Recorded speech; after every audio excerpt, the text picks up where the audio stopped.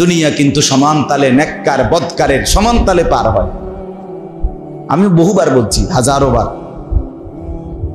রাত্রি যখন 10টা বাজে, পেশার নামাজ যে পড়ছে তারও 10, পেশার নামাজ যে পড়ে নাই ওই নাফরমানেরও 10টাই বাজে। সারাদিন শেষে যখন সন্ধ্যা হয়, ইমানদারেরও সন্ধ্যাই হয়, নাফরমানেরও কি হয়? জীবন সমান তালে পার হয়েছে। জেলখানার রাতও ভোর হয়, বাসর ঘরের রাতও কি হয়? ভোর। হসপিটালের রাতও ভোর হয়, হসপিটালের আবার মদের আড্ডায় যে যুবক তার রাতও ভোর হয়েছে। কোনো মুহূর্তই কারো জন্য আটকে থাকে না। মানুষের সুখও স্থায়ী হয় না দুনিয়ায়, মানুষের দুঃখ স্থায়ী হয়। কোনো সুখ মানুষের স্বাভাবিক ধারায় চলে না, কোনো দুঃখ মানুষের স্বাভাবিক ধারায় দুনিয়ায় চলে না।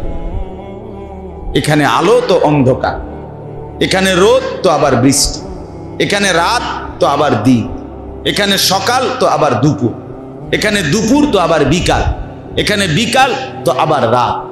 এটাই দুনিয়া, ঠিক কি না বলেন না কেন? এখানে এই হাসে, এই কাঁদে, এই খুব মজা করে খায়, একটু পরে আবার পেটের ব্যথায় কাতরায়। এই দুনিয়া। দুনিয়া আল্লাহ তাআলা এভাবেই সাজিয়েছেন, সুখ আর দুঃখের মিশ্রণ। আমরা ছোটবেলায় বাংলা বইতে পড়ছি, মেঘ দেখে তুই করিস নে ভয়, আড়ালে তার সূর্য হাসে। তার মানে অন্ধকার দেখে, পেরেশানি দেখে, অস্থিরতা দেখে হতাশ হইও না, একটু পরেই তোমার জন্য সুখ আনন্দ আসতেছে। ইন্না মাআল উসরি ইউসরা। আল্লাহ তাআলা বলছে, বান্দা আমি যদি কোনো কিছু কঠিন বিপদে দেই তো শোনো, একটু পরে আবার সহজতা আরামও দেব, আরামও দেব।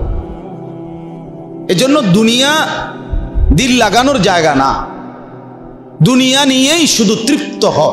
ওই ছেলে কথা বলবা না,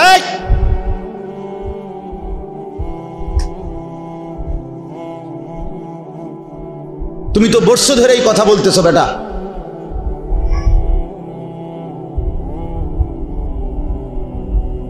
অসুবিধা হইলে বাইরে ঘুরো, খিচুড়ির টাইমে আইসো।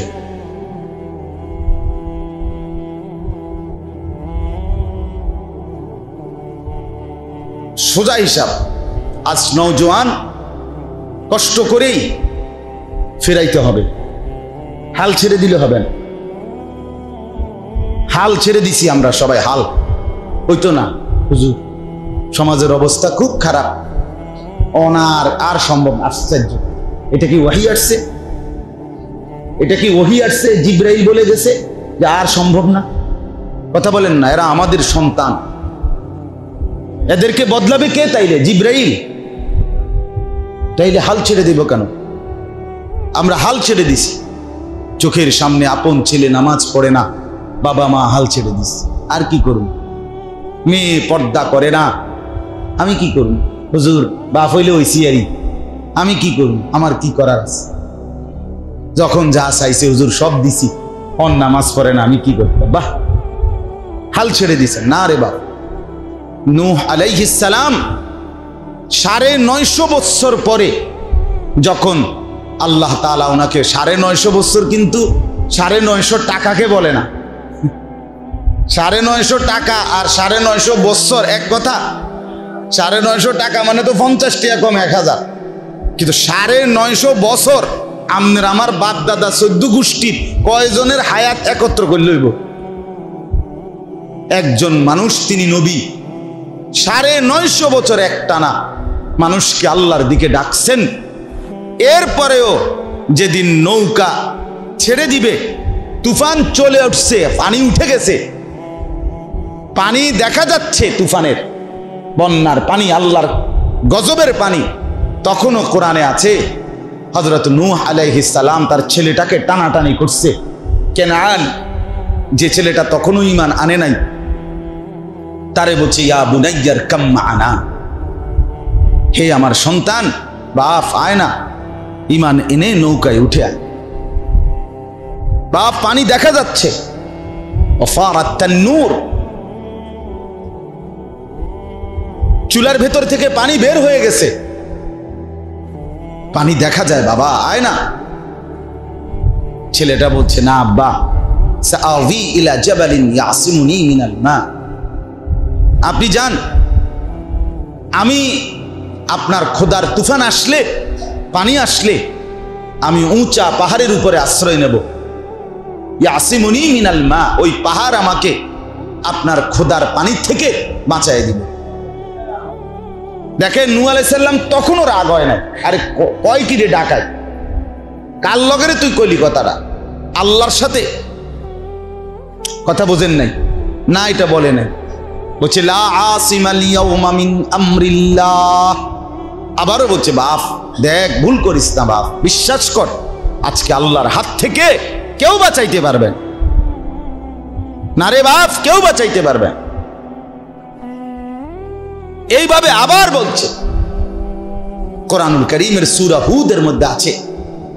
এরপরে নূহ আলাইহিস সালাম ছেলেটার হাত ধরে ফেলছে, ধরে বলছে, বাপ আয় না, কালেমাটা শুধু উচ্চারণ কর, আমি নৌকায় তুলে নেই, তুই বেঁচে যাবি। ছেলে টানাটানি করতেছে, বাবার হাত থেকে ছিঁড়ে ফেলবে, ছুটে যাবে। সে বলছে, আমি যাব না, কালেমা পড়বো না, ঈমান আনবো না। বাবা বলে, আয় না। এই টানাটানির ভিতরে আল্লাহর কোরআনে আল্লাহ বলেন, ওয়াহালা বাইনাহুমাল মাউজ ফাকানা মিনাল মুগরাকিন।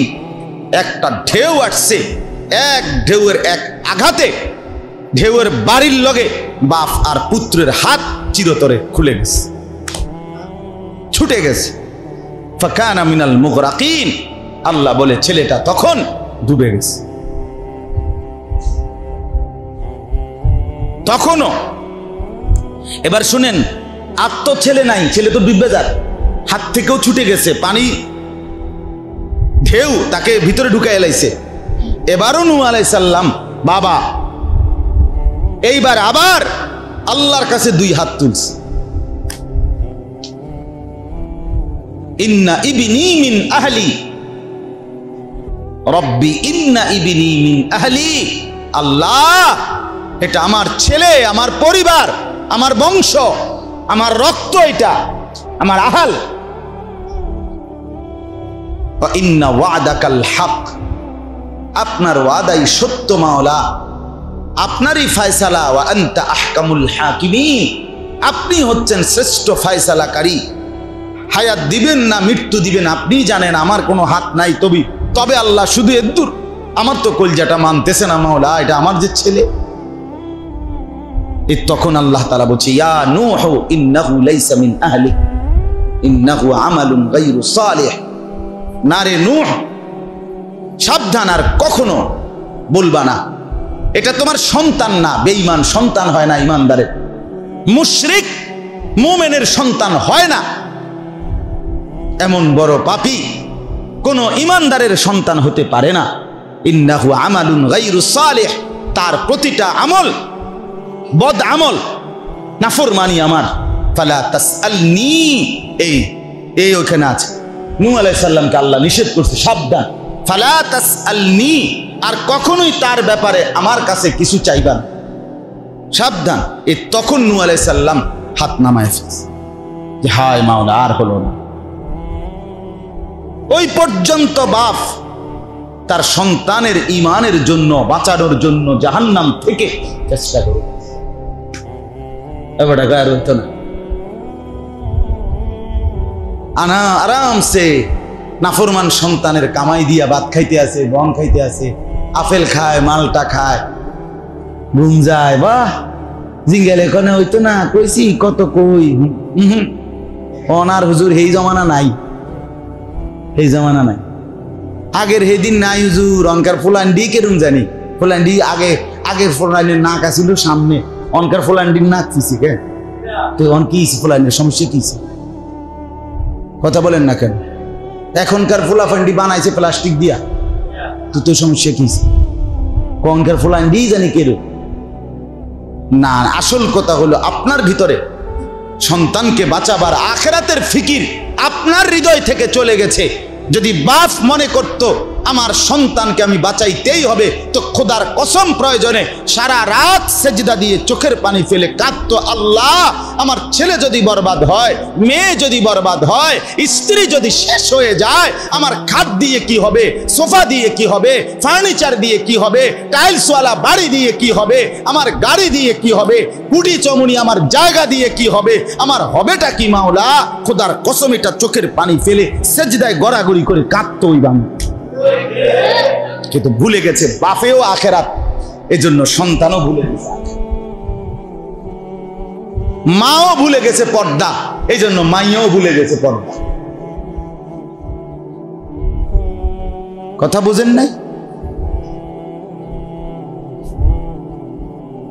সবাই ছেড়ে দিছে সবাইকে, যার যে মা কইছে জি তুই তোর মতো চল, জি কইছে মা আমনে আমনের মতো আডেন, বাপে কইছে ফুত আব্বা যায় জামেলায় থাই বাবুরে সব তোর যে সময় যা লাগে কইস তুই তোর বন্ধু বান্ধবের লগে চল। বন্ধু বান্ধব ফোলা এনে কইছে আব্বা আমিও বুঝি আমনে বুড়া মানুষ, আরো আমনের লগের আরো বন্ধু বান্ধব আছে, এক লগে বিড়ি খাওয়ান লাগে, আমনেরা একসাথে বইয়েন। আচ্ছা ঠিক আছে আমি সেদিকে যাইতাম না, আমনের লগের গুণের লগে আপনি বিড়ি খান, চা দোয়ানে গপ মারেন। তাইলে বাপের দিকে গেছে গা, ফুতের লাইনে, বউর লাইনে, জি ফুতের লাইনে। এটারই বুঝি বলে মুসলমান পরিবার।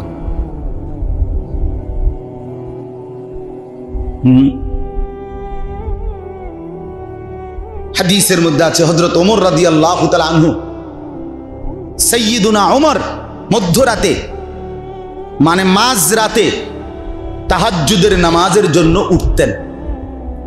উঠার পরে কিছুক্ষণ নিজে তাহাজ্জুদ পড়তেন, পড়ার পরে রাত্রির যখন আর এক ভাগ বাকি, খোদার কসম হাদিস, হযরত ওমর রাদিয়াল্লাহু তাআলা আনহু আইকাযা আহলাহু,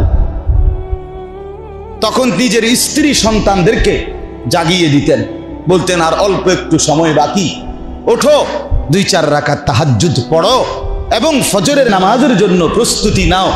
আর স্ত্রী সন্তানের কাছে এই আয়াত পড়তেন, হাদিসে আছে তিনি বলতেন আল্লাহ বলছে ওয়ামুর আহলাকা বিসসালাহ ওয়াসতাবির আলাইহা, হে নবী আপনি আপনার পরিবারের সদস্যদেরকে নামাজের হুকুম করেন এবং আপনি নিজেও মজবুতভাবে নামাজ পড়েন।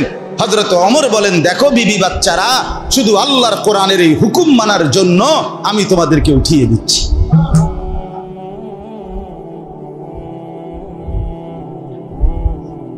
এটা আমল, এটা মুমিনের আমল, মুসলমানের ডিউটি,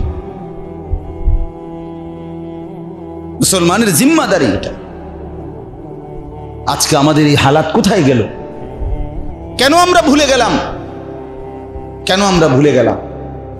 আল্লাহর নবী সাল্লাল্লাহু আলাইহি ওয়াসাল্লাম তার কন্যা ফাতেমাকে নিজের ঘরের দরজায় ফাতেমার ঘরে গিয়ে কড়া নাড়তেন আর বলতেন ফাতেমা কুমি লিসসালাহ, ফাতেমা নামাজের জন্য ওঠো, আনকিজি নাফসাকে মিনান নার, মা জাহান্নামের আগুন থেকে নিজেকে বাঁচাও মা, ফাইন্নী লা উগনি আনকে মিনাল্লাহি শাইআন, আমি আল্লাহর কসম মা মুহাম্মদের মেয়ে বলে হাসরের ময়দানে আমি তোমার কোনো উপকার করতে পারবো না। আমার মেয়ে বললে হবে না রে মা, তোমার সেজদা, তোমার পর্দা, তোমার তাসবিহ, তোমার গোলামি, তোমার বন্দিগি তোমার জাহান্নাম থেকে বাঁচাও।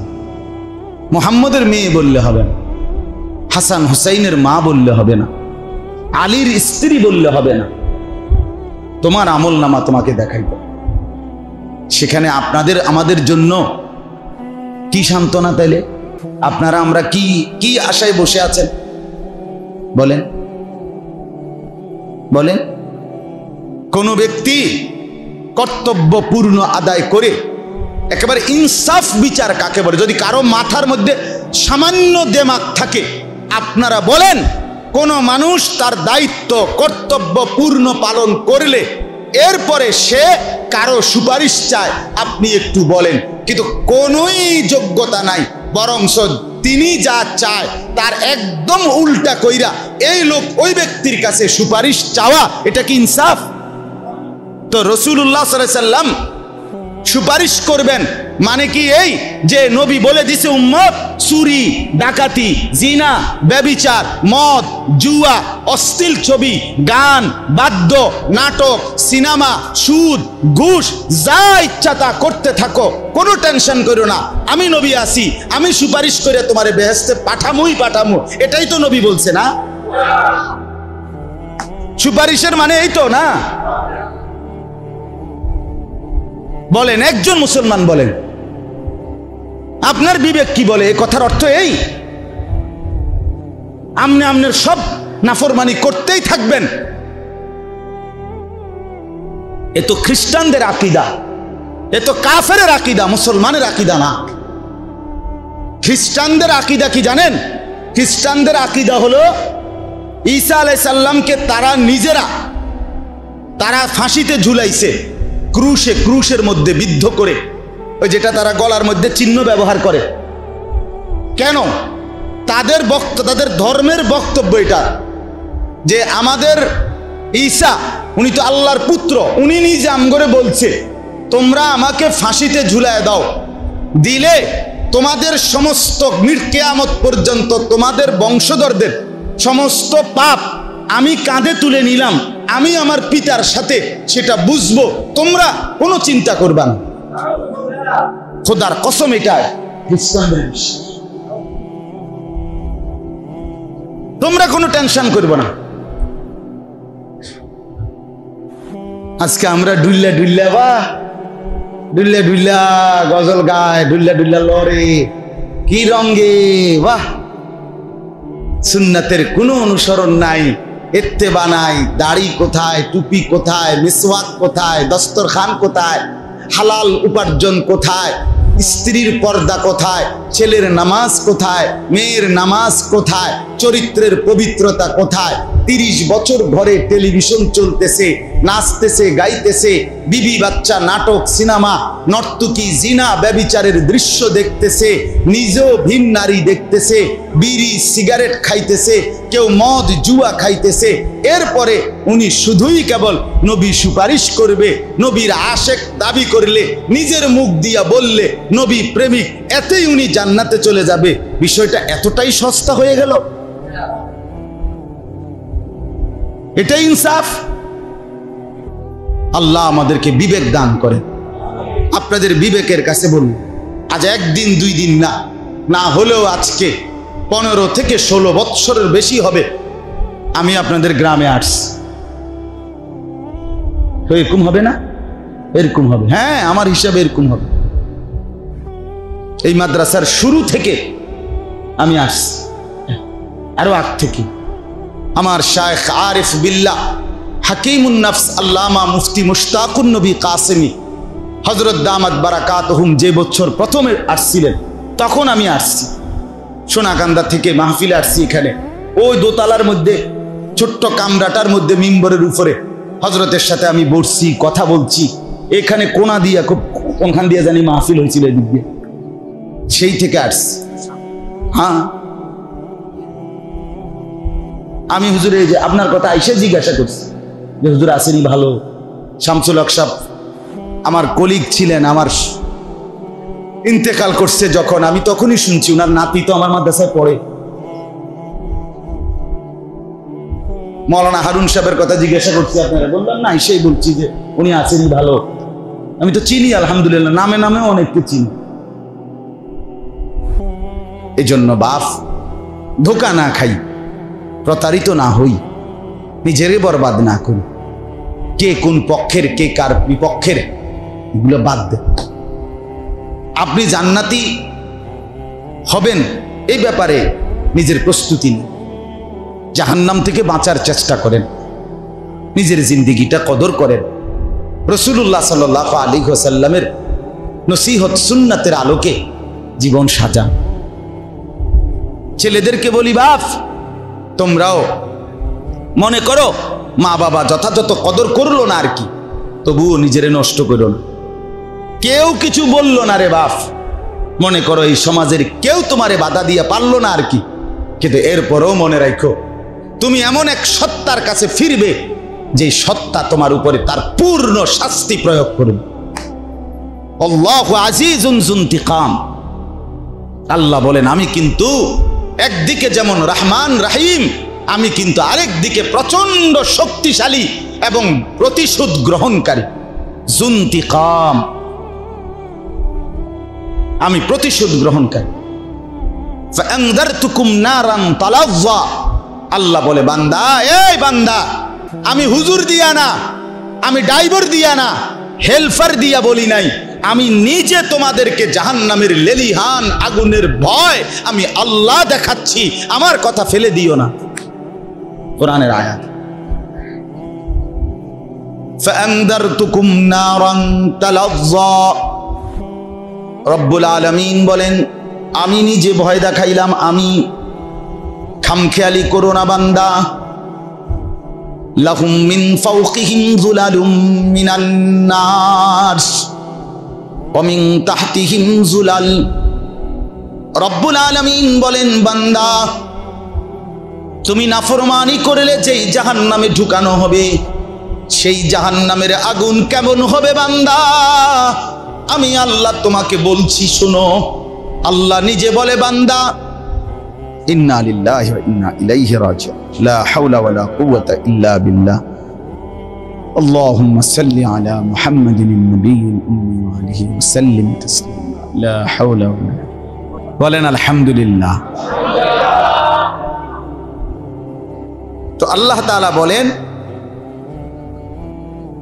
নাফরমান বান্দাকে যখন জাহান্নামে ঢুকানো হবে কেমন হবে আগুন, আল্লাহ তাআলা নিজে বলতেছেন লাহুম মিন ফাওকিহিম যুলাল। ওই নাফরমানের মাথার উপরে আগুন, মেঘের চাকা যেরকম সাদা সাদা চাকা থাকে, বরফের চাকা বড়, এরকম মেঘের আবরণ যেভাবে, আল্লাহ বলেন নাফরমান পাপীর মাথার উপরে আগুনের আবরণ এভাবে দেওয়া হবে। অমিন তাহতিহিম যুলাল, সাথে সাথে পায়ের নিচেও জাহান্নামের আগুন এভাবে মেঘের চাকার মতো, বরফের চাকার মতো আবরণ দেওয়া হবে। এই দুই আগুনের মাঝখানে জাহান্নামী নাফরমানকে ঢুকানো। বলেন আপনার আমার হালাত কি হবে? আমরা হাদিসে পড়ছি রাসূলুল্লাহ সাল্লাল্লাহু আলাইহি ওয়াসাল্লাম বলেন জাহান্নামের সবচেয়ে হালকা, সবচেয়ে সামান্য আযাব যে ভোগ করবে, সবচেয়ে হালকা আযাব, সেটা হলো সবচেয়ে কম আযাব যাকে দেওয়া হবে তাকে একটা শুধু কেবল পায়ের তালুতে একটা আগুনের জুতা অথবা জুতার স্যান্ডেলের ফিতা, এতটুকুই শুধু কেবল আগুনে পড়ানো হবে আগুনের, আর পুরা দেহে আগুন জ্বলবে না, শুধু এতটুকু। আল্লাহ রাসূল সাল্লাল্লাহু আলাইহি ওয়াসাল্লাম বলেন আল্লাহর কসম উম্মত, ওই পায়ের তলার সেই জুতাটা আগুনের অথবা ফিতাটার আগুনের গরমে ওই জাহান্নামীর মাথার মগজ টকবক করে ফুটতে থাকবে। আর সে মনে মনে ভাববে, নবীজি বলেন যে এই জাহান্নামের সবচেয়ে বেশি আসাদ্দু, মানে সবচেয়ে বেশি আযাব তাকে দেওয়া হচ্ছে, অথচ এটা হলো সবচেয়ে হালকা আযাব। আল্লাহ আমাকে মাফ করে দেন। অতএব বাপ, এতগুলো কথা বলার অর্থ হলো ঘুরে ফিরে মূল বক্তব্য এক নম্বর এটাই বুঝানো। কথা শুরু করছিলাম আমি, মনোযোগ, আন্তরিকতা, আগ্রহ, আল্লাহর কথা শুনবার প্রতি দিলের আগ্রহ থাকা চাই। দুই নম্বরে বলছি দিন মানার ক্ষেত্রে আপনি আপনার জীবনের সবটুকু দিয়া হাক্কা জিহাদি, আপনি চেষ্টা করবেন, শুধু চেষ্টা না, জীবনের সবচেয়ে বেশি চেষ্টা যে বিষয়ে ব্যয় করবেন সেটা হলো দিন মানার ব্যাপারে, দিন মানানোর ব্যাপার, অর্থাৎ নিজে দিন মানার জন্য এবং পরিবারের সদস্যদেরকে দিন মানানোর জন্য জীবনের সবচেয়ে বেশি পরিশ্রম, কষ্ট, মেহনত, ফিকির, চেষ্টা ব্যয় করা, এটা মুমিনের পরিচয়, এটা মুমিনের সিফাত।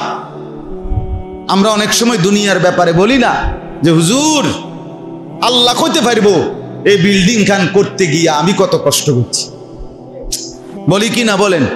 এই জমি খান দলিল করতে, টাকাগুলো ব্যবস্থা করতে হুজুর আমার বুকটা মাটির লগে লাগিয়া গেছে।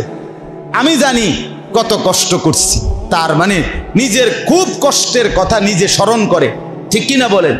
কিন্তু সেটা তো জমির ব্যাপারে বললেন। বিল্ডিং আমি একদিন দেখছি এক ভদ্রলোক আমাদের ক্যান্টনমেন্ট এলাকার, আহারে বেচারা বয়স্ক মানুষ, আপনাদের থেকেও বেশি হবে বয়স্ক মানুষ, সারাদিন আপনার বিল্ডিং করেন, রাজমিস্ত্রিরা যে ইট গাইতে যায়, পরের দিন ফজর পইরা উনি সালামটা ফিরাইয়াই দেখি, প্রায় দিন দেখছি এই দুইটা বালতির মধ্যে কইরা আলগিরিয়া বেটা বাঁকা হইয়া যাইতেছে বুড়া মানুষ, এরপরও দুইটা বালতি আলগাইয়া পানি ওই পুকুর বা খালের থেকে লইয়া এই বিল্ডিং এর ওয়ালডির মধ্যে দিতেছে। এই লোক আগামী আরো 100 বছর বাঁচবে, এই জন্যই তো করতেছে না। কার জন্য? সন্তানাদির জন্য। তার ফিকির সন্তানাদি তো আরামে থাকবে, বিল্ডিংটা মজবুত হবে। তাহলে যে মানুষটা 70 বছর বয়সেও সন্তানের আরামের জন্য এত বড় ত্যাগ স্বীকার করছে, সেই মানুষটা যখন চোখের সামনে দেখবে সন্তান জাহান্নামের আগুনে জ্বলতেছে, কেমনে সহ্য করবে বলে? কেমনে সহ্য করবে? আল্লাহ আমাদেরকে বুঝ দান করে। এজন্য যার বিবেক, আমি আগেই বলে নিছি, আল্লাহ কোরআনুল কারীমে বলছে কালিলাম মা তাশকুরুন, আল্লাহর কৃতজ্ঞতা আদায় করে অল্প। কালিলাম মা তাযাক্কারুন, আল্লাহ কোরআনে বলছে উপদেশ গ্রহণ করে অল্প। আল্লাহর কথা শুনে কম, নাফরমানি করে বেশি। ওয়ালা তাজিদু আকসারাহুম শাকিরিন, অধিকাংশই অকৃতজ্ঞ। এই জন্য অল্প কিছুর মধ্যে আপনি থাকেন, নিজে নিজে নিয়ত করেন 10-এর যে গতি আমার সেই গতি, এটি বলবেন না। গ্যারাম পুরা গ্যারাম এই লাইনে এইদিকে আমি আর একজনে কি করবো, না না মিয়া, পুরা বাসের যদি 50 জন যাত্রীও অ্যাক্সিডেন্ট করে মরে যায় আর ওই একজন ব্যক্তি যদি বুঝে আমি বাঁচতে পারবো, তাইলে সে কি বলে যে না 50 জন যেহেতু মরে গেছে আমি আর একজন বাচ্চা কি লাভ, আমিও মরে যাই, এই তো কথা। সে একা হলেও কি করে, তাইলে আপনি বাঁচার চেষ্টা করবেন না? আপনি চেষ্টা করবেন না? এখন কি করবো হুজুর, যুগে খারাপ, সময়ে খারাপ, অনকার এলাকায় খারাপ, না না না, এই সমস্ত ফাজিলি কথা, এই সমস্ত বাজে কথা বলে কোনো লাভ নাই। এখন সময় খারাপ না, সময় আগের মতোই, এখনো 7 দিনে সপ্তাহ হয়, আগেও 7 দিনেই কি হইতো, এখনো 12 মাসে বছর হয়, এখনো 12 মাসেই কি হয়, বছর হয়। অতএব সময় কিচ্ছু হয় নাই, সময় বদলায় নাই, জামানা বদলায় নাই, যুগ বদলায় নাই, আপনার আমার খাচ্চত বদলাইছে। আপনি আগের থেকে বেশি খারাপ হয়ে গেছেন, সেটা বলে। দুনিয়ার লোভ বেড়ে গেছে, সম্পদের লোভ বেড়ে গেছে, চরিত্রহীনতা বেড়ে গেছে। বুড়ো বয়সেও আপনার টেলিভিশনের মধ্যে নর্তকী দেখা, নাচ গান দেখা, এই শরম আপনার আসে নাই। আপনি এত বড় বেহায়া কেমনে হইলেন? আপনি কি লেগে জমানারে দোষ দেন? কথা বলেন না কেন? হ্যাঁ, অভ্যাস খারাপ আমনেরে না, সময়ে কি কামড়াইছে আমনেরে? আপনার যুগে কামড়াইছে কোথায়? তখন কি দুপুরে সন্ধ্যা হয়ে যায় নাকি? কত সময় কিছে? কথা বলেন না। কি 3টা বাজে মাগরিবের আযান দেয়? তো অসুবিধা কি জানেন? লা তাসুব্বুদ দাহর, আল্লাহর নবী সাল্লাল্লাহু আলাইহি ওয়াসাল্লাম বলেন তোমরা সময়কে গালি দিও। সময় আল্লাহ পর বদলায়। আল্লাহ বলেন সময় আমার হাতে, ইউকাল্লিবুল্লাহুল লাইলা ওয়ান নাহার, আল্লাহ তাআলা রাত্র দিন বদলায়। এজন্য আজকে এই কথাগুলোর পরে এবার আমি শুধু আপনাদেরকে 6টা আমলের কথা বলবো অল্প কথায়। এই 6টা আমল শুধু আপনাদের কাছে শোনাবো, এরপরে আমার কথা শেষ। 6টা আমল হলো এই, কোরআনুল কারীমের 29 পারায়, কোরআনুল কারীমের 73 নম্বর সূরা, সূরা মুজাম্মিল, এই সূরার প্রথম 10টি আয়াত আমি শুরুতে তেলাওয়াত করেছিলাম। এই 10 আয়াতের বিস্তারিত তাফসীর করার উদ্দেশ্যে না, বরং এই 10টি আয়াতে আল্লাহ তাআলা ইসলামের প্রাথমিক যুগে নবীজি এবং নবীজির সাহাবী সমস্ত ইমানদার মুমিনদের জন্য,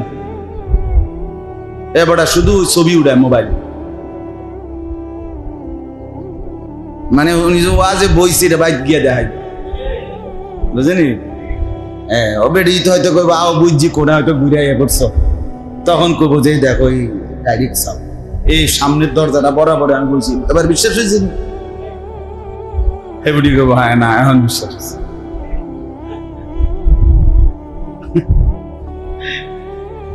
অনেক ছেলে পেলে আছে না হুজুরের লগে একটা ছবি উঠাইবে, মানে হাসরের ময়দানে ফেরেস্তা যদি জিঙ্গা ফেরেস্তা দেখো ফাইজলাই মনে হইল না, মোবাইল দিয়ে একেবারে সব আকাম করছি এমনও না, বালা বালা হুজুরের লগে কি উঠাইছি, সেলফি উঠাইছি। তখন ফেরেস্তা কি বলবো জানেননি? ফেরেস্তা বলবে হুজুরের শুদ্ধাজ্ঞা ফিডু, হুজুর পাবলিক সমানে ফিডো। হ্যাঁ, সেলফি হুজুরের ফিডা দিব। এই জন্য আমরা বড় ভয়ে আছি ভাই, ভয়ে আছি, বড় পেরেশানিতে আছি। তো যাই হোক, আল্লাহ মাফ করে দেন। সূরা মুজাম্মিল দেখেন, আমার একটা অভ্যাসটা কি আসলে উদ্দেশ্য হইল প্রত্যেকের দিল আল্লাহর দিকে ফেরানো, কোরআনের কথার দিকে ফেরা। এই জন্য নজর করি আর কি, চারিদিকে টর্চ লাইটের মতো চোখ ঘুরাই।